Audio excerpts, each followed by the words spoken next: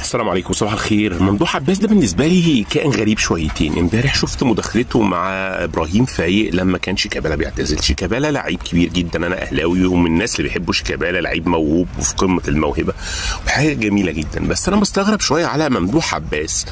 انت كنت رئيس النادي وداخل تعيط على اعتزال لاعب في برنامج على الهوا. طبعا شيكابالا لعيب كبير وانت بتحبه وكل حاجه، بس يعني ليه ما جاش في بالك انك برضه تتصل على اي من البرامج وتعيط على الاربعه اللي ماتوا والناس اللي غرقت وكانت حياتها هتضيع في الحفار اللي شركتك بتملكه؟ هل انت تعيط على شيكابالا بس والناس اللي ماتت وهم مسؤولين منك في الحفار بتاعك مش المفروض انك تعيط عليهم؟ مستغرب استغراب عجيب حبتين 3 4. واستغرابي مش هيقف برضه عند شيكابالا ودموع ممدوح عباس على شيكابالا واعتزاله.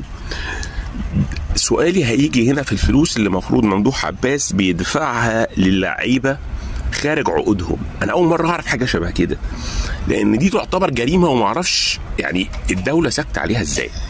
يعني ايه فرد يدي فرد ملايين من الجنيهات او الدولارات جدعانه كده من عنده بدون وجه سبب؟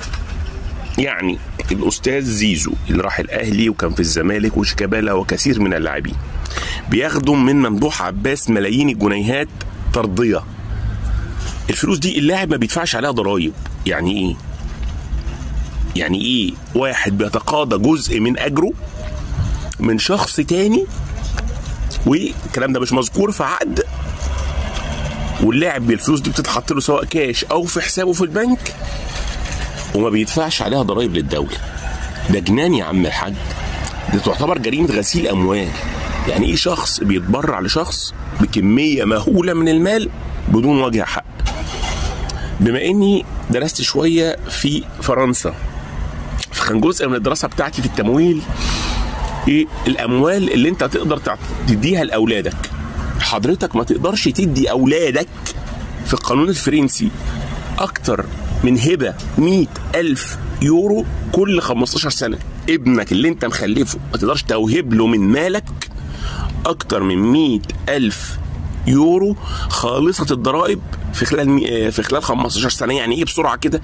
يعني انت تديله في خلال ال 15 سنه مره 1000، مره 20، مره 50، بحيث ان اجمالي المبلغ لا يتخطى ال 100,000 يورو في خلال 15 سنه. زوجتك حضرتك ما تقدرش تديها اكتر من 33,000 يورو في خلال 15 سنه. بعد كده اي مبلغ انت لازم تديهوله لازم تديله اقرار، انت وهو تعملوا اقرار ضريبي ان هو اخذ المبلغ ده منك، وصاد كده الفلوس دي بعد كده